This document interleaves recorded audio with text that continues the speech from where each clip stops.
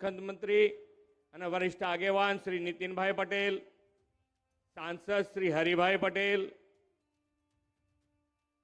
સંસ્થાના ઉપપ્રમુખ શ્રી રમેશભાઈ પટેલ, શ્રી ગટોરભાઈ પટેલ, મહોત્સવ સમિતિના ચેરમેન શ્રી બાબુભાઈ પટેલ, મારા સાથી ધારાસભ્ય શ્રી કે પટેલ, શ્રી મુકેશભાઈ પટેલ, પ્રદેશના ઉપાધ્યક્ષ MS પટેલ, પૂર્વ મંત્રી તથા વરિષ્ઠ આગેવાન શ્રી નારણભાઈ પટેલ, સંસ્થાના પૂર્વ અધ્યક્ષ શ્રી પ્રહલાદભાઈ પટેલ, શ્રી મણિભાઈ પટેલ, શ્રી નેતાજી, સૌ દાતાશ્રી, ટ્રસ્ટીશ્રીઓ, સામાજિક આગેવાન, વિશાળ સંખ્યામાં ઉપસ્થિત સૌ માય ભક્ત ભાઈઓ બહેનો, પ્રેસ મીડિયાના મિત્રો, આપ સૌને મારા નમસ્કાર. જય મા ઉમિયા.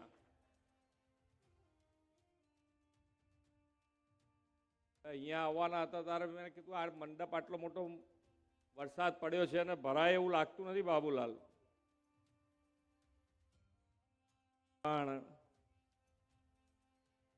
30% અનામતનો સૌથી વધારે લાભ આપણો સમાજ લેશે એવું લાગે છે.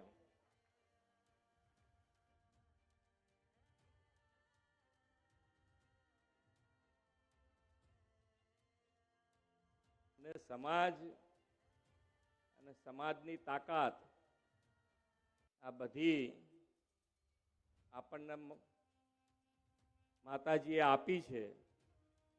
એનો સદુપયોગ ખૂબ સારી રીતે સમાજમાં પાછો કેવી રીતે આપી શકાય એનું જો કોઈ ઉત્તમ ઉદાહરણ હોય તો એ આપણી ઊંઝા સંસ્થાન છે.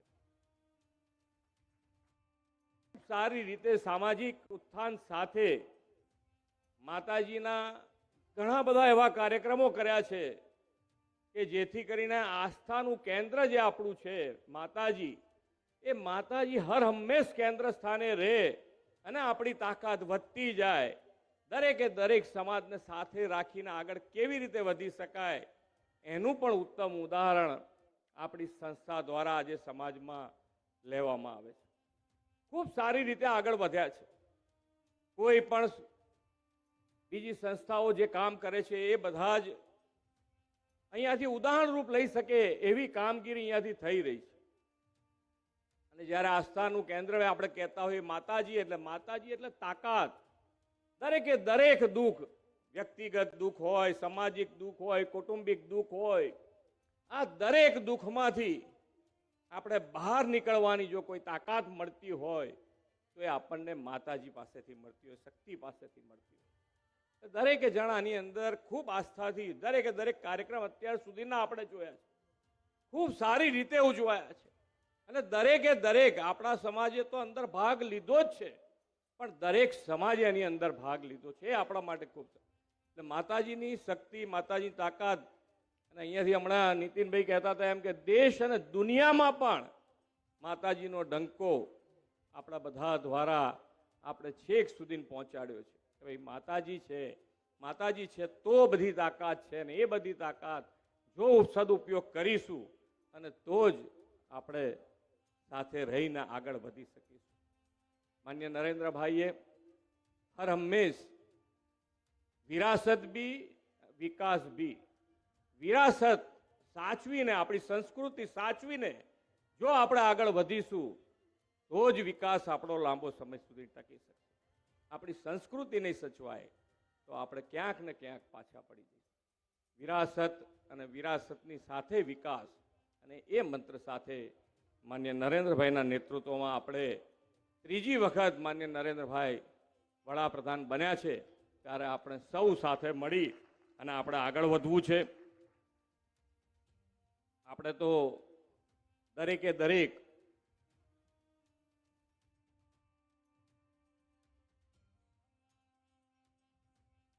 સંસ્કૃતિ અને આપણી સંસ્કૃતિમાં આપણે પૌધામાં પરમાત્મા, વૃક્ષમાં વાસુદેવ અને છોડમાં રણછોડ.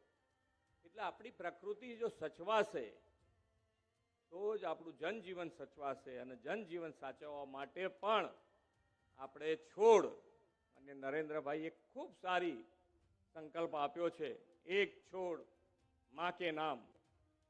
દરેક જણ આપણે અહીંયા બેઠેલા દરેકે દરેક જણ બધાએ એક ઝાડ માતાજીના નામે લગાડ્યું જ હશે, પોતાની માતાના નામે લગાડ્યું જ હશે. પણ જો કોઈ બાકી હોય તો દરેક જણે જ્યાં જગ્યા મળે, જ્યાં જગ્યા તમારી પાસે હોય, સરકારી જગ્યા હોય તો સરકાર જે કાર્યક્રમ કરે છે ત્યાં પણ તમારું એક ઝાડ લગાડો, એવી મારી આપ સૌને નમ્ર અપીલ છે.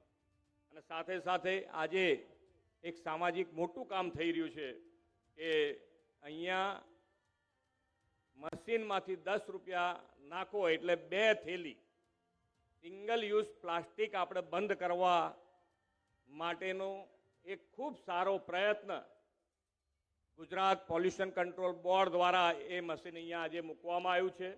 10 રૂપિયા નાખશો એટલે પ્લાસ્ટિકની જગ્યાએ કાપડની થેલી 2 તમને એની અંદરથી મળશે અને એ ઉપયોગ થાય તો આપણે આ જે પ્લાસ્ટિકના દૂષણ છે એમાંથી પણ મુક્ત થઈ શકાય. એનો પણ આજે એક ખૂબ સારો અહીંયાથી પ્રયાસ થયો છે. ખૂબ સારી રીતે આજે અંબાજી હોય, સોમનાથ હોય, દ્વારકા હોય, સારંગપુર દરેક ધર્મસ્થાન ઉપર આ પ્લાસ્ટિક ફ્રી બનાવવા માટે 14 જેટલા મશીનો અત્યાર સુધી લગાવવામાં આવ્યા છે. પણ છતાંય તમારે ક્યાંક વધારે ક્યાંક જરૂર પડે તો અમારા સુધી ક્યાંક પહોંચાડજો તો તમને મશીન વધારાનું પણ મૂકી શકાય એવું છે. જે આપણે સૌને માન્ય નરેન્દ્રભાઈ ત્રીજી વખત બેઠા અને ત્રીજી વખત બેઠા ત્યારે એક સંકલ્પ છે કે આપણે વિકસિત ભારત 2047 સુધી બનાવવું છે. અને વિકસિત ભારત બનાવવા માટે આપણે સૌનો સંકલ્પ સાકાર કરવો છે. ત્યારે આપણી વિરાસતના ગૌરવને વધારવા અને નાગરિકના કર્તવ્યનું પાલન કરવાનું પણ આપણે પ્રણ આપ્યું છે. તો આપણે સૌ આપણી વિરાસત સમા મંદિરોને સ્વચ્છ રાખીએ, તેનું ગૌરવ વધારીએ અને નાગરિક કર્તવ્યનું પાલન કરીએ તો જ આપણે આ વિકસિત ભારત તરફ આગળ વધી શકીશું. આપણે સૌ સાથે મળીને આગળ વધીએ એવી જ મા ઉમિયાના ચરણોમાં પ્રાર્થના કરી વિરમું છું. ભારત માતા કી જય. વંદે માતરમ. જય જય ગરવી ગુજરાત. જય જય ગરવી ગુજરાત. ખૂબ ખૂબ આભાર.